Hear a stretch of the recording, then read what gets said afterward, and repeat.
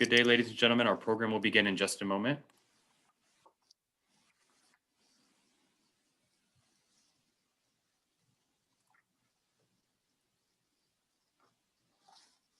Good day, ladies and gentlemen. Our program will begin in just a moment.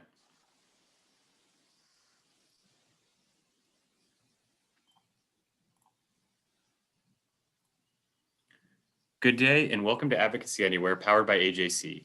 Advocacy Anywhere is AJC's digital platform that enables you to engage with AJC's global expertise, content, and advocacy from wherever you are. Today's program is brought to you in partnership with AJC Seattle and is made possible thanks to the generous support of Dr. Aaron of blessed memory and Ruth M. Bernstein. We are delighted to be joined today by Sarah Idan, Miss Iraq 2017 and CEO of Humanity Forward. Sarah joins us less than 3 years after her historic address on the AJC Global Forum stage in Jerusalem alongside Miss Israel, where she discussed her hopes for Middle East peace. Today, for the second annual Dr. Aaron of blessed memory and Ruth M. Bernstein Distinguished Lecture Series, Sarah joins us once again for a wide-ranging conversation on the changing Middle East, her passion and commitment to building bridges among Muslims and Jews, and much, much more. Moderating today's conversation is Avital Leibovich, Director of AJC Jerusalem.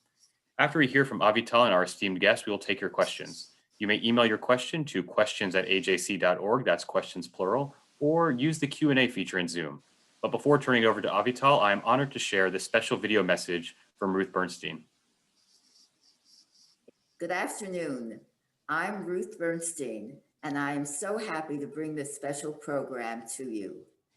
I am looking forward, as I know you are, to hearing Miss Iraq speak. In 2011, when my husband and I moved across the country to be closer to our daughter, Judith Greenstein, and her family, one of the first organizations I became involved with was the American Jewish Committee.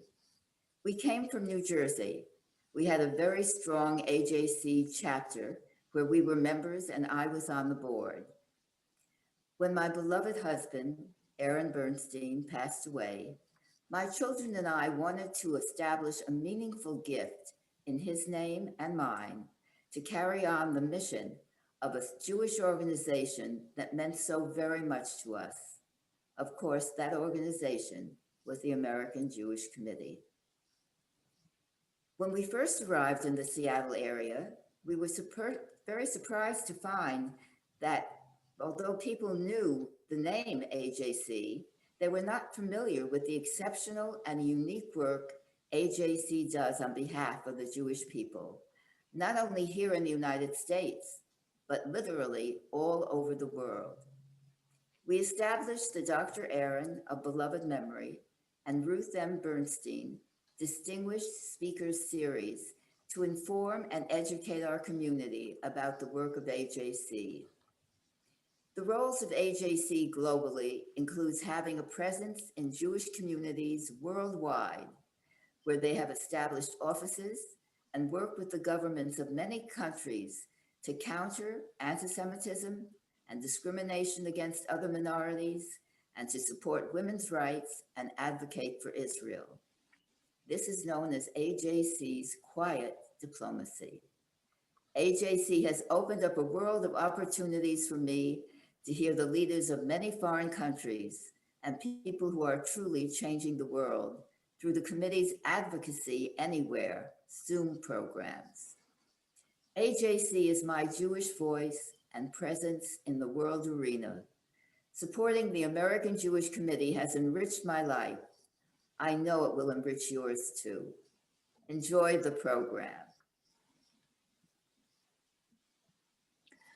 Thank you, Ruth, so much for this very moving speech. I'm deeply honored to be a part of the second annual Dr. Aaron Zichrono Livracha and Ruth Bernstein Distinguished Speaker Series. Thank you so much for your ongoing commitment and generosity. Ladies and gentlemen, I'm so happy and thrilled that we have a special guest with us tonight, Miss Sarah Idan. Thank you so much, Sarah, for making the time and being with us here tonight. Thank you, Avital, for having me.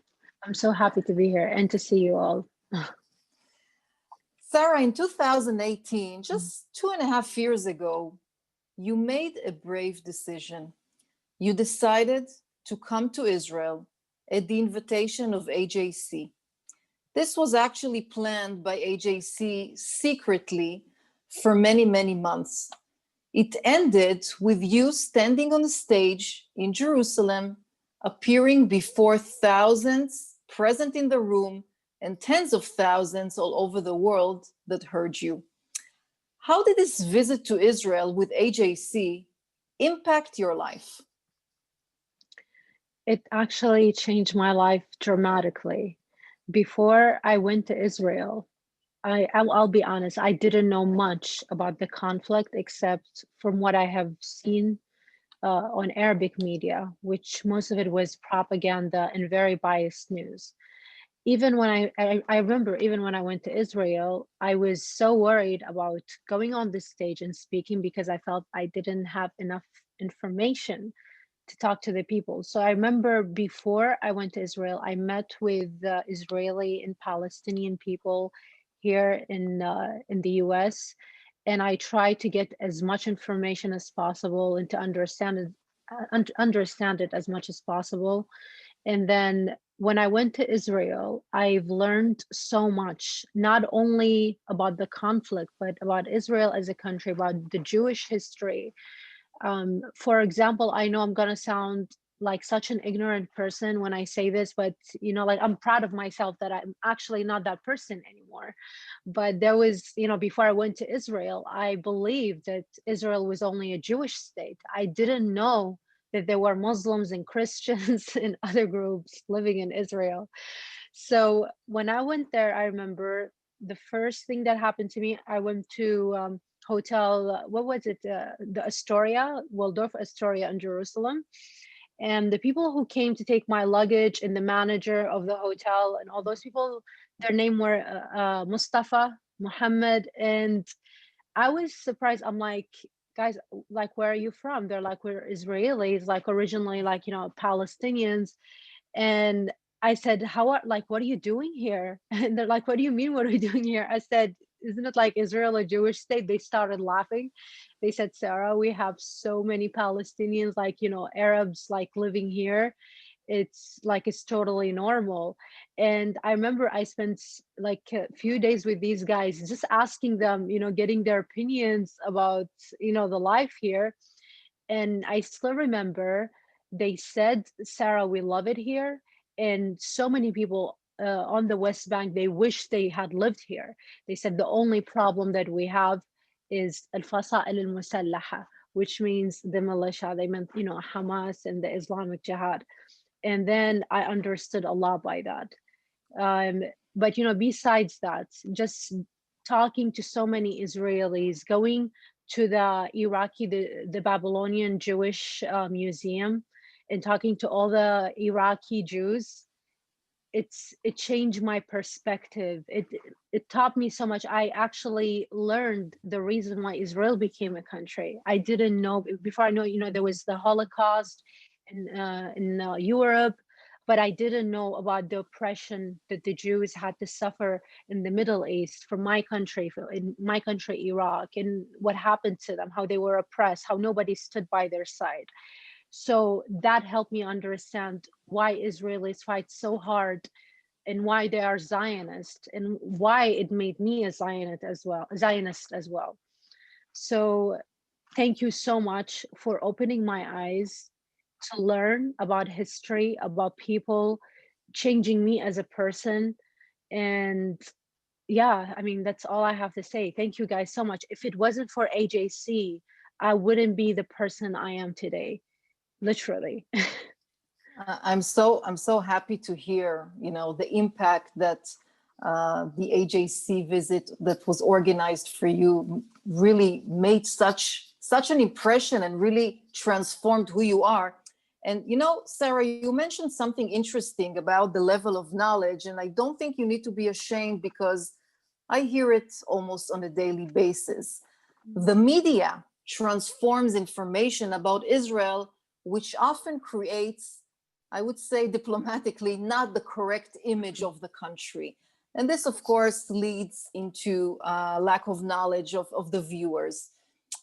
I want to ask you, after you visited Israel and you began this transformation that you spoke about, um, what is the main difference or the main surprise you learned about Israel that was misportrayed in the media? You know, as I told you, they never showed that there are Arabs, Muslims living there. They support their country, they're part of the community. And I remember when I was there, it was the time between Ramadan, I think maybe, and Al Eid, you know, the Mhm. Islamic holiday. And I remember I was like, I went to Jaffa and Haifa, and I was watching like all these signs that said in Hebrew and they said in Arabic, Eid Saeed, Ramadan Kareem. And Happy to me, holiday. happy holidays. Yeah, they basically, you know, they were congratulating the Muslims in both languages. And to me, that was like, that was the sign of respect, of democracy. It's something I did not see in any other Arab country. And to me, that help me understand how the government look at the people, and just seeing, like, you know, the beautiful commingling of Arabs. And because all what you see on our media is Israelis fighting Palestinians, Israelis, they made settlements, Israeli killed Palestinians, or something like that. And it shows Palestinians don't want Israelis, and it just shows you there is hatred and conflict, and people are forcing themselves on other people. They don't show you the two governments, the two countries, they don't show you the sort of life that's in Israel, which is beautiful, democracy, commingling, unity. And on the side of Palestine, you have a corrupt government that literally oppresses its own people. They ask them to go and commit terrorist attacks, and they give their families salary. And then you have the radical Islamists like Islamic Jihad, Hamas, like, it's totally messed up the other side. So for the world to see both sides, like, who should you really support? Who should you help? You know, like, yes, the Palestinian people, they need help, but their government, I don't believe they deserve any help. They need to have a revolution against their own government. Yes, Palestine, you know, they keep putting that hashtag free Palestine, free Palestine. Yes, free Palestine from the PA, from the PLO, from all the crazy people. Those are the people, those are the groups and entities that the Palestinian people need to be freed of more than Israelis. I want to take you to a slight different topic. The FBI recently published a report indicating a steep rise in anti-Semitism. This was actually covered, I think, in a lot of the US media. Jews, who are only 2% of the US population, were the target of 60% of anti-religious offenses. Additionally, we at AJC actually published State of an Anti-Semitism report just 2 months ago. And this again clearly showed the growing sense of insecurity among American Jews. I want to ask you, Sarah, as a Muslim woman living in America, how do you see this increase in hate crimes and anti-Semitism? It's been really scary this year. And for me, being an activist for Israel, I cannot tell, I was even worried about my own life, about my own safety. I live in Los Angeles, and I have many friends, you know, from all religions, all ethnicities, but most my close friends, I will tell you, they are Jews. And I remember going to them, and like, just I remember like few days before we had when the riots started in LA. um I remember going to Beverly Hills, and I was driving with my friend. That was the first time I actually felt like I was in Iraq. I saw those people, they were like all wearing masks and stuff, covering their faces, kind of like, you know, what the militia did in Iraq. And I was so, like, I had an actual panic attack, and I was yelling at my friend, I'm like, get me out of here. They burned a store in front of me. And while we were driving, while we were getting out, like, we were in West Hollywood, this happened like on Melrose, and then going to Beverly Hills. And then I look at the walls, and it said, kill the 2%, kill the 2%. and everywhere. That is, and you don't know who's the 2%. I mean, Beverly Hills, you know, a lot of Jews, they live in Beverly Hills. And I don't know if they meant Jews or if they meant wealthy people, but either way, it's so scary. And I remember he was Jewish and he looked Jewish, and I also, the people, they tell me I look Jewish, and like, we need to get the hell out of here. I was so scared for my life. And you know, it's not just that, like, there have been attacks, like, you know, we watch the news, they've been attacking Jews like on the streets. Even when some Jews who went, you know, we had the protests, like the BLM protest, and we had some Jews, they went and they wanted to participate, you know, to show support for the Black people. And a lot of them, they were getting kicked out from the protests and saying, go back to your satanic synagogue. I saw these videos, and a lot of my Jewish friends, they were telling me stories that were being harassed by some people. And sadly, it's because we had people in this movement, when this movement started, I would say that the social justice movement had been hijacked by radical Islamist leaders. They totally used the opportunity to push anti-Semitism and to say, oh, Muslims, we welcome everyone, and using like Black political, Black Islamic figures, just trying to brainwash the people. A lot of those people, I don't know who's watching, like Ilhan Omar, she was one of the main leaders. The whole thing started in Minnesota, and she was, you know, shouting, let's burn it down, something about the police, all of that. So everybody was looking at her, and her group, you know, they've been anti-Israel, anti-Semitic all the time. The same thing with a huge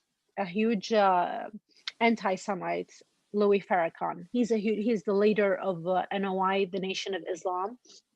He's the guy who literally, he called the Jews termites. He called them sons of Satan or something like that. And this is the guy, he's like he became like a huge figure. So a lot of people, they were brainwashed by those radical Islamists to hate Jews and to think all these things. I remember there was even a time when on Twitter, this went viral, that it was one of the pages, it's the Black Lives Matter page in the UK. They made a post basically attacking Israel and saying Israel is an apartheid state, we need to free Palestine. And I remember at that time, I was because, you know, it was the Black, you know, the Black movement, like justice movement. So I was tweeting things about the slavery in Africa that happened in Libya and Mauritania, and, you know, educating the people and say, hey, there's actual slavery in Africa, like, you know, we need to do something about this. And I had so many people from Africa, they were following me, sending me pictures, they're saying, Sarah, please share. So when I saw that, I remember I criticized the page, and then I posted about it, and I said, why is the BLM in the UK are posting about two white nations have at war with each other? How is this tied to the Black Lives Matter when there is an actual slavery in Africa? If you don't want to look at the problems in your country and you want to seem like you're international, at least look at the Blacks in Africa, because this is Black Lives Matter. So, you know, yeah, with your permission, I'd like to return for a few minutes to the Middle East, and I will just tell our viewers that I think AJC is the first Jewish American organization who's actually trying and investing efforts in a dialogue and creating a dialogue with the Muslim community in the US, not the radical community, but the Muslim community in the US. And then we have begun these efforts a few years ago. We're working all around the country in order to really lessen the hate and the anti-Semitism. But I want to jump for a minute to our region, mine and yours. 2.5 years ago in Jerusalem, you spoke about your hopes for the Middle East. And a few months ago, history was made. by the Israeli and the Emirati and the Bahraini government with the mediation of the US administration. And perhaps there will be additional countries who will join this new reality in the Middle East. I want to ask you, being born and raised in this region, how do you see these historic changes? And maybe do you see Iraq joining this list of countries one day? They are wonderful. I think they happened sooner than I thought, which I'm very thankful for. But to be honest with you, with Iraq, I don't think it will happen anytime soon, because Iraq is pretty much still under the Irani regime control. I wish, like I've been actually seeing a lot of Iraqis, they've been messaging me on Instagram, on Twitter, saying, "Oh, Sarah, like we're seeing that, and we hope that the Jews will be able to come back and visit Iraq, and we will have relations." But then again, those are the same people that are getting killed by the Iraqi government whenever they express their opinions. So I'll be honest with you, I don't see it happening unless we have a total different regime in Iraq. But I'm very hopeful about the other Arab countries, because their alliance is not with Iran. Iran is an actual threat for them. It is so funny because like sometimes I don't know, there's like blessings even in the bad things that happen. I feel like maybe Iran was one of the main things that brought the Arab countries with Israel together. They finally realized that, okay, radicals, they're only hurting people, they're hurting the countries, and now they're coming together. They're definitely moving forward. So it's a beautiful thing to see. I know you are very, very active on social media, and I'm very happy that AJC, gave you that original push 2.5 years ago. What kind of messages are you receiving about Israel, about the normalization with the other countries, with many Arabs from the region and from outside? Is it mostly messages of support of this normalization? Is it messages of threat? What are the basic trends that you are seeing? So from countries, I don't have many people. I don't think I know many people from Bahrain, but from Emirates, it's been like sea of support, and people are so excited and happy, and they want to visit Israel, and they're welcoming Israelis. So I've seen most of the support come from UAE. Um, from other countries, I've seen a lot of support also come, but it's mixed. From Saudi Arabia, it's been a lot of people who were literally like, we cannot wait to sign this and do this. But there were also a lot of people from Saudi Arabia who were still shouting like Palestine. And so I don't know, it's like a mix between the two. I've also received some people from Lebanon. They said they wanted the same thing. So that was a first for me, because I don't think I've met many Lebanese before who were very supportive of peace deal, but now I see more Lebanese are coming forward. Egyptians, I would also say like 50-50, like I see both sides, but yeah. I'm just thinking when we're having this conversation, I'm thinking to myself that, I don't know, 3 years ago, a Muslim woman, a strong leader from Iraq, would never been having a conversation with me, an Israeli woman. So imagine this kind of transformation and where we are today. It's just amazing, these bridges that we can build.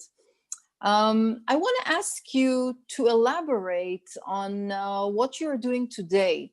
On the one hand, I know you're enhancing cooperation between Muslims and Jews, and on the other hand, you are talking about some educational facts for the general public, as you actually experience. So can you please share with us what you are doing today in your current role? Right now, I'm in the process of starting a new podcast, and for this podcast, I want to talk about politics, about religion, about history, about current news on Twitter, about hashtags, just to dispel some of the myths and some of the propaganda that we see today a lot on the news, and just to bring my own perspective, as a Muslim Arab woman, an immigrant who lived in Iraq, who have witnessed both sides, and then came to the US. I feel like my voice could be an actual important voice for Americans to listen to. So this is one of the projects I'm working on. The other thing which I wanted to do, but because of Corona, I had to pause this project. I wanted to make a documentary in Arabic where I would go to Israel and just film from the inside and meet with people like you and with Arab people and go to some sites and just to show what Israel is like from the inside. Because to me, that was the point that changed me as a person. And I feel so many Arabs don't know what Israel is like from the inside. So this something needs to happen. And that to me like was the most thing I was focused on, is creating that documentary, but because of COVID we had to postpone. Another thing that hopefully I'm planning to do for the future, and this is really big, is I want to run for Congress here, hopefully Wow. in the next elections, because I feel like we need moderate Muslim voices who want peace, not radical Islamists who are pushing for an agenda. And sadly, I can name them, or maybe I shouldn't name them. Everyone knows who they are in our Congress. Everyone knows who they are. Yeah. Everyone knows who they are. Like they always argue with me on Twitter too. Um, so yes, so hopefully this is another thing that I'm planning to do in the next 2 years when it's time for elections. Amazing. I want to ask you, I know that a large part of your family is still living in the Arab world. I don't want to give locations and so on. Thank you. When they're Yes. following you, when you're speaking to them, are they concerned? Are they supportive of what you are doing? What kind of reactions are you getting? They are supportive, but my mom have always been, still sees me as like a 9-year-old, and she's so scared about my life, and she's like, I don't want you to get killed, and just being a mother. So my mom will always give me that. Another thing is, in the beginning, I remember my family, they were supportive, but they were basically saying, Sarah, what are you doing is great, but like you're saying something that's impossible. And I don't know, like what, like, yeah, you can go keep doing that, and be a voice for unity, but we don't see it happening anytime soon. They are living, I don't want to say the country, but let's just say that they witnessed there's a real change even in the country that they're living in. And then they talked to me not too long ago, and they said, Sarah, like, you keep seeing things in the future that's going to happen and we don't see it. We just going to trust you blindly because we see a real change like where we're living, and basically everything you said would happen actually happened. So now their trust have, it's even bigger, because before, they look at you basically like you're their child, and I am the second youngest. I have older brothers and sisters, but yeah, that changed their perspective a lot. Amazing. I want to ask you another question, which when we prepared for this conversation, it came up. And I think you, of course, experienced it growing up in Iraq. And I'm talking about the extreme terror groups, which are active here in my region and in other areas as well. Qatar and Iran as chief funders of these activities. And you mentioned to me that you are concerned that there will be an impact within American society of these terror groups. Can you explain? First of all, let me tell you, the impact already happened. it already happened. This is why this year we're witnessing this high level of anti-Semitism. The groups I was talking about, they are lobbyists for the Iranian regime, and a lot of them, they're journalists, and they have huge following on Twitter. And the other group is the Muslim Brotherhood. And this group, or this movement, is overlooked by so many countries and so many governments, because I think these guys are way more smarter, like they're smarter and more sophisticated in the way how they push their agenda. They would literally, they will support, like they have a history of supporting Al-Qaeda, of supporting ISIS, but there is at the same time, what they say in Arabic is very different from what they say in English. Like talking about Khashoggi, okay? This one main figure who's a journalist, he was, in the US, he wrote for the Washington Post. This guy, people, they still talk about him, bring his name up, and they talk about him with respect, and he was killed by the Saudis and all of that. That guy, I was looking at his Twitter. I retweeted his own tweet so many times on my Twitter. He was basically, when Osama bin Laden died, he was crying, and he posted, "I'm crying for you, about Abdullah," like in Arabic. And I'm like, seriously, this is the guy that so many journalists from CNN and from CNBC, all these channels, they talk about him, from the Washington Post, and they say, oh, he influenced me, he taught me this and that. I also saw other tweets of him basically supporting ISIS in Syria and complimenting them and saying, oh, they had a huge victory in Raqqa. Now they're seizing Raqqa, and they had a huge victory against the Syrian army. I'm no fan of Bashar al-Assad, but come on, ISIS, seriously. This guy is literally supporting ISIS, and he's a guy who literally, like, if you watch his Arabic interviews, he talks about the Muslim Brotherhood, saying the Muslim Brotherhood should replace all the regimes in the Middle East. Then we will have peace. All the regimes in the Middle East. This is like what, like communism or something, like a dictatorship? Like, what do they want, And I understand their danger. They always been involved in supporting ISIS and supporting Al-Qaeda financially, even, and they have so much control of our media here, because I see their, a lot of those people, they work for Al Jazeera before. And sadly, most of those people who work for Al Jazeera, they're Muslim Brotherhood, because Al Jazeera, Qatar, everyone knows, and their propaganda. And I've heard them speak like radical Islamists in Arabic, but then they were literally transferred from Al Jazeera to CNN, and now they're speaking, and they sound so moderate, and they're like, oh, we support gay rights, we hate Donald Trump, we do this and that, and they're basically trying to take over the left, which is so crazy, because the left is, like, I would say, it's the most open, accepting party, like, to immigrants, to people who are different. They're using that as a way, like, to enter and infiltrate into the party, because they're like, oh, we're Muslims, we're minority, include us, but they're Islamists, they're not really Muslims. And it really scares me, a guy like the journalist Mehdi Hassan, who had his own show on Al Jazeera. He had videos where he called non-Muslims, they live like cattle, and he spoke about atheists and gays, and saying they will all go to hell. Even music lovers, they will go to hell. Music lovers, like, he speaks like an ISIS person. And then later he apologized, and then he was on CNN all the time, every time I turn on CNN. And now he has his own TV show called The Mehdi Hassan Show on CNBC.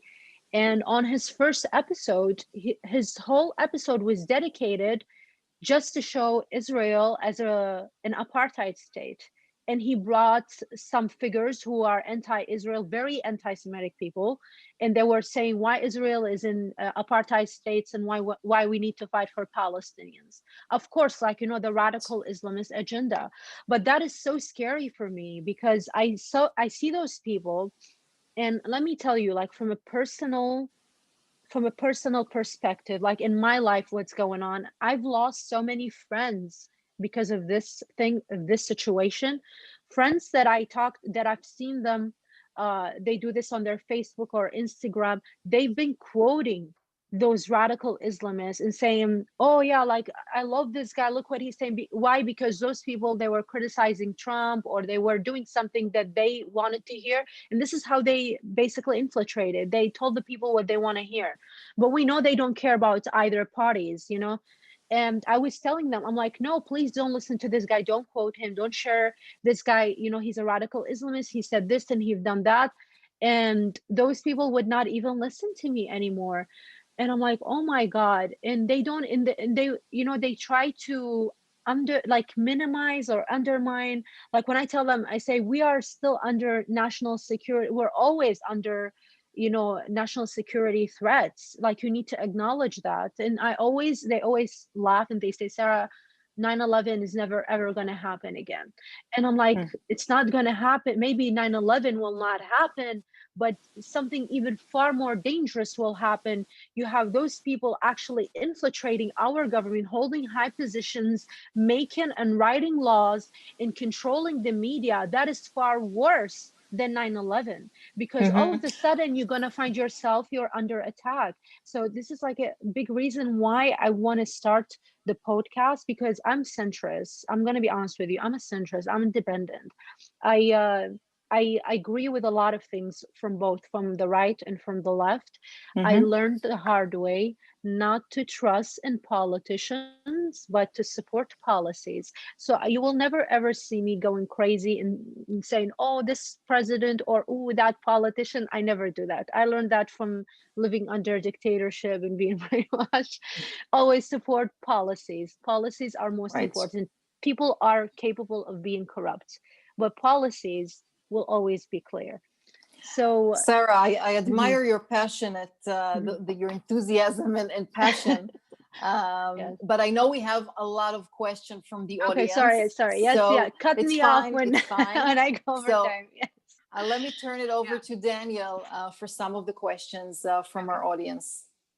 Thank you, Avital, and thank you, Sarah. Yes, we do have a lot of questions, so we'll see how many we can get to. Our first question comes from Sam Rosen in Charlotte, North Carolina. Sarah, I know you have strong feelings about Iran and its role in your native Iraq and beyond.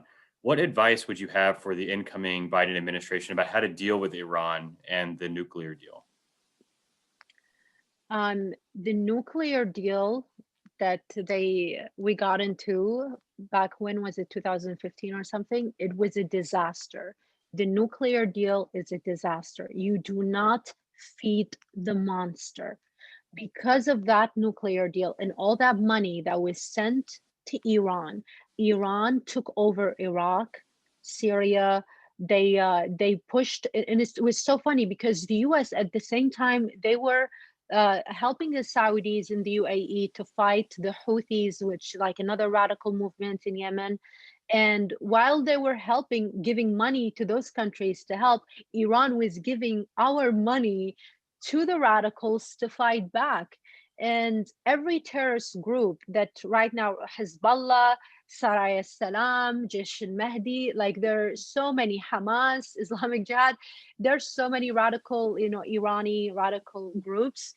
All of them are being supported by the nuclear deal money. Why should we do that? I mean, let's learn the lesson. That was a huge mistake, okay?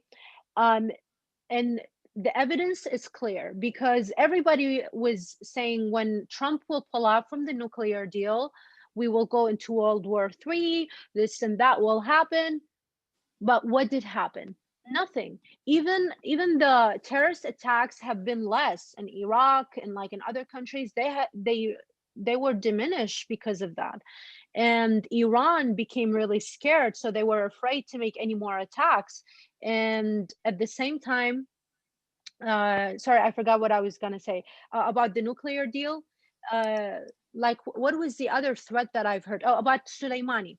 When the same thing with Soleimani, when he attacked the U.S. embassy in Baghdad, which is something I don't know why the U.S. media did not talk about. They just showed that, oh, Trump just killed a foreign official. They didn't even explain that before that, Soleimani, literally, he attacked Saudi Arabia I think he attacked like oil, I don't know, oil places or whatever you call them, where literally like we are getting oil from them in a lot of countries. So that was hurting our interest. And he attacked American bases in north of Iraq and in the middle of Iraq with the U.S. Soldiers. We had U.S. soldiers killed because of his attacks. And at the same time, he paid his militia to go and attack the US embassy, and they destroyed it and they wrote on the walls, Soleimani is my leader. And that was the day that Soleimani was killed, when he flew to Baghdad with Adel Abdel Mahdi. And that's what happened. And I don't know why people, they were angry saying World War III. Where's World War III? What happened? Nothing happened. Like, if anything, I feel like Iran, they're so scared. They're just in hide right now. They're just talk. They say, oh, we will do this and that. They cannot do anything.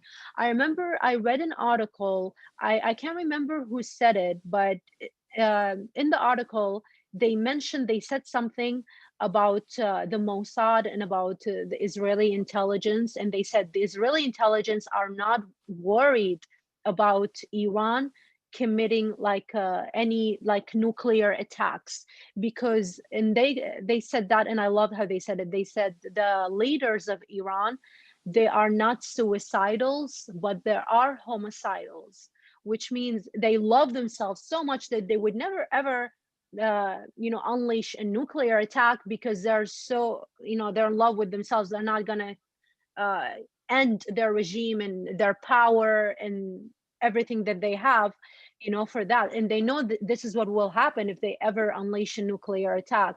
So that shouldn't be a huge worry for us.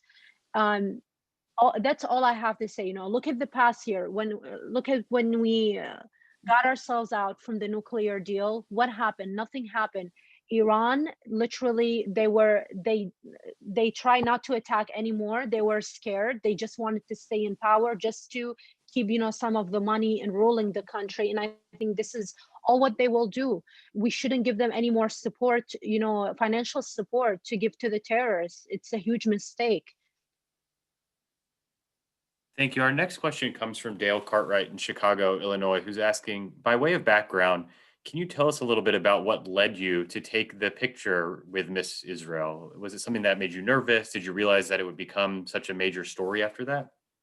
I didn't realize it would become a major story, and it was because I felt a little bit of guilt, I guess, because I saw her. She was afraid to approach me and talk to me because she was from Israel, and I'm like, why? She said, because you're from Iraq. And the minute that she said that, I said, no, listen, like, we are here as peace ambassadors. We're here to send good messages to the world. So if anything, we need to take a picture. We need to show the world we don't care about these things, And I took it. I went to sleep. I had no idea, because I've been living in the US for a while, and I have Jewish friends. So, it didn't occur to my mind. And I honestly thought, because before that, Iraq was under Saddam rule. Like, when I lived under Saddam, Saddam was very anti-Israel.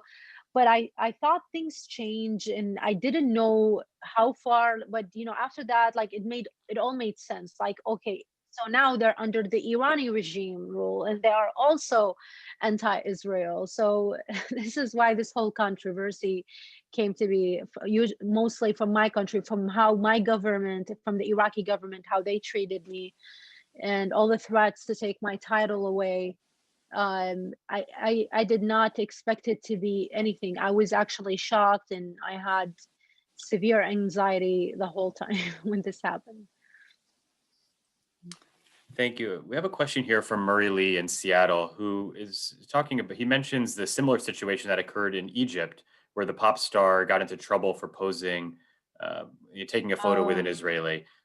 However, that person was not as bold as you and quickly denounced it, stating that he didn't know the person was Israeli. So beyond the publicity and the hoopla of this news story, what do you believe will need to happen to really change that perception on the ground relative to the acceptance of Jews in Israel? And is there such a big divide between the governments and the people? I think people need to be less selfish. That's all I will have to say, because look what happened to me. I literally, I suffered a lot because of this. My family suffered a lot. They cannot go back to Iraq. I cannot go back to Iraq. We sacrificed that, but my family, thank God, they've been supportive, and they do know that the Iraqi government, and they knew that where who is wrong in this situation. Let's say that, and sadly, with many pop stars or whoever, I believe they do this just to please their fans. They're worried about their jobs, they're worried about losing their fan base.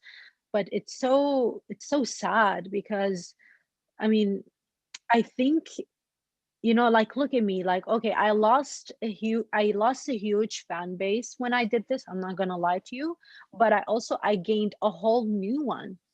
And I just believe that you need to educate the people, and especially pop stars. They're looked at as role models by the young kids, and their words matter, and their position, they hold such power to change the mentality of the people, because they're like sweethearts to the people. And I don't understand it, but I wish that more people would be less selfish and just, focus on better things, on the bigger picture. I would say that. I think we have a question here from Benjamin Ari in Phoenix, Arizona. Sarah, you mentioned everything you learned when you visited Israel. What do you think was the most important thing you learned, and what is the most important thing that Israelis should know about where you're from in the Arab world? As I said, the most important thing that I've learned was that Israel was a democracy. It was a beautiful democracy, that we don't have any country like this in the entire Middle East, maybe even Africa, extend to Africa. Like Israel, it's like a little America to me, like it looks like that, or like a little like European country. Like they have the same ideals. I remember I went to some areas and I saw some people, they were protesting against their own government, and they were like, they didn't even want Israel as a country. And to me, it was crazy, what they were doing. But I loved that they felt comfortable enough that they could do that. You could never do anything like this in the countries surrounded. They always like target Israel. They talk shit about Israel. They say Israel is this and that. But look at yourselves. Like your people don't even have freedom of speech to say how they feel about you. So Israel is, I feel like it's a really good role model to the Middle East. For Israelis, what they need to learn about Arabs, his other question is, I would say, you need to understand those people they were born and raised brainwashed about Jews and about Israel. So always keep that in mind. And I think brainwashing, like to deprogram your mind, is one of the most difficult things that a person can go through. So it's not an easy thing, but don't lose hope. I would say that don't lose hope, because I have met people who are brainwashed by an ideology, and then they became totally different people. But they definitely need the right tools and support. And this is why, I talked about the documentary. I feel like it will play a huge part, because it will be in Arabic. And this is for the Arab audience to understand, to talk about Israel, about its history, about its how they treat the people, the life there. They need to see them as human beings, not, because, a lot of people, they just hear the news. And most of the Arabs, we have this Arab nationalism that's created, which is you need to stand by your Arab countries, and you need to stand by your Muslim allies. So they don't relate to Israel. They see Israel as a foreign entity. We shouldn't fight for it. We shouldn't communicate with it. And that is really wrong. So yeah, I would just say keep that in mind when you deal with Arabs. This is what they literally born and raised into, that mentality. So give them a break, and try to educate them. And yeah. I do want to add here something. There is hope. There is hope, like you said. And look, take, for example, this month of December. There are 50,000 Israelis who purchased tickets to fly to the Emirates. 50,000 only in the month Yeah. of December. So on the people-to-people level, when we are talking about shared values and maybe similar culture, the sky's the limit. And this region could be really turned into a spectacular success. So we are in the middle of these kind of changes, and hopefully, like you mentioned, Sarah, maybe we'll continue with that progress. We will for sure. But the thing is, like, I look at countries like UAE, I felt like they will definitely sign the peace deal because if, I've lived in UAE before, I've been to UAE many times, and I know their culture. I know they have so many tourists, they have so many people from all over the world. They know they live and they work, they're part of their communities. So they're already open-minded.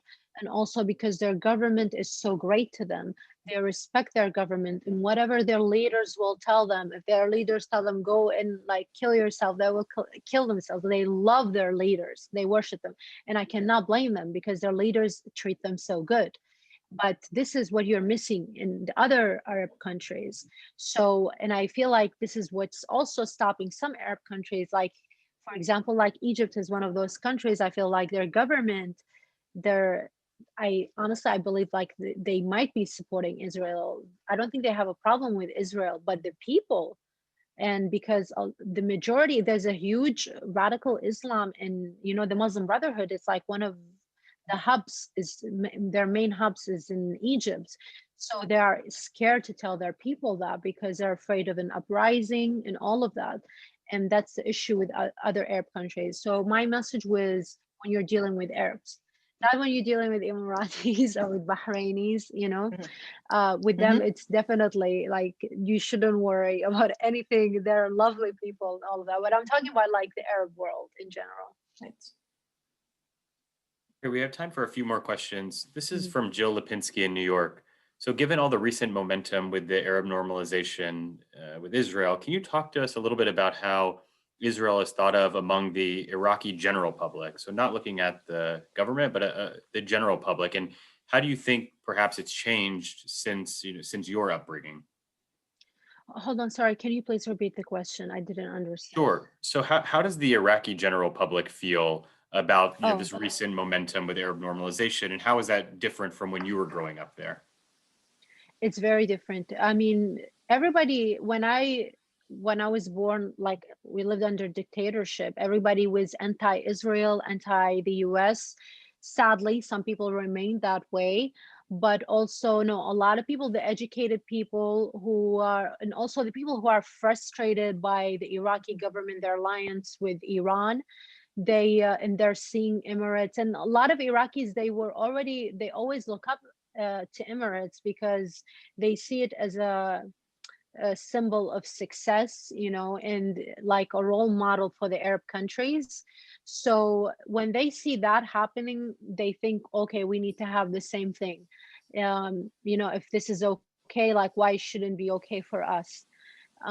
It's really mixed, but I would say it definitely changed. There are way, way more Iraqis now that they support Israel than when I was growing up. I don't think when I was growing up, I don't think I've seen a single Iraqi that supported Israel. But now I have so many people message me on Instagram, um, on Twitter, saying a lot of things. I remember there was actually this one girl, her name was Sarah, and she wrote me a long message on Twitter saying saying she hated me, and she was one of those people who, and she's from Iraq, when she saw when I went to Israel, like she was commenting on my pictures on Instagram and saying negative things about me and calling me Israeli agent, all of that.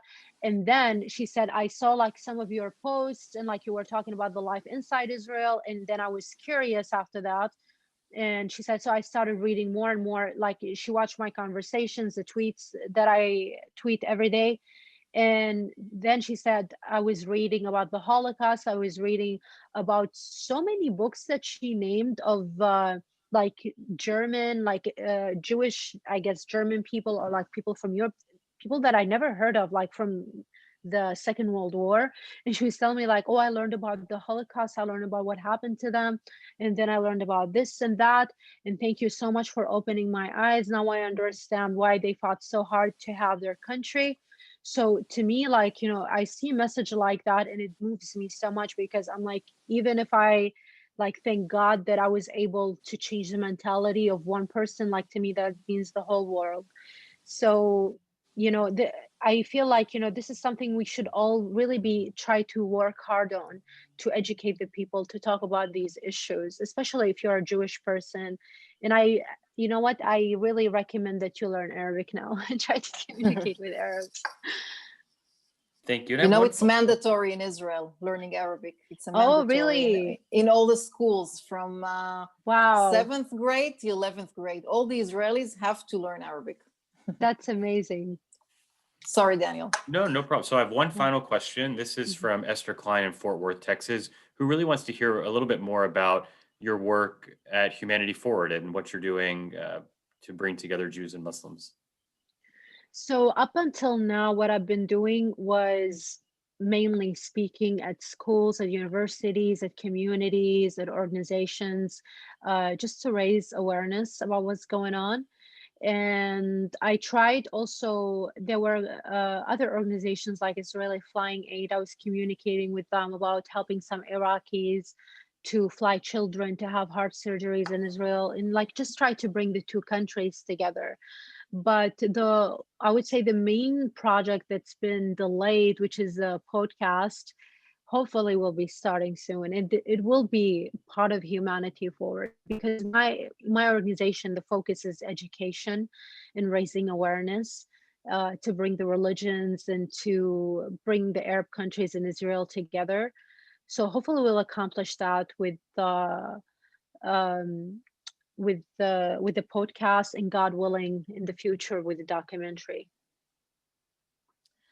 Sarah, I want to thank you so much for opening your heart and sharing your deep thoughts. And I want to end with just something that you said 2.5 years ago on the AJC stage in Jerusalem. And I'm quoting 2 sentences from your speech. And you said, I come here today not just to declare my intention that I seek peace. I traveled thousands of miles and put my life in risk, not just to express how many of us are tired of this endless war between our countries. I come here to present you with the most vital question. What are we willing to try to provide our future sons and daughters the peace and life of dignity and harmony, and how can we achieve it? It is time to seek a new method, one that does not consist on emphasizing our disagreements and planting hatred between our people, but one that seeks reasoning, mutual compromise, and nation's unity. I think that today, these sentences are also very relevant. And I, again, want to thank you for your bravery and wish you best of luck in your future endeavors. And I look forward to meeting you again in Israel. Me too. Thank you so much. Thank you guys for listening and joining us. Thank you. Thank you all for joining us today. And again, a very special thanks to Dr. Aaron of blessed memory and Ruth M. Bernstein for making today possible. If you enjoyed today's program, please consider making a year-end donation to AJC. If you make a gift before December 31st, it will be doubled. Please visit ajc.org/donate. Thank you again, everyone, and goodbye.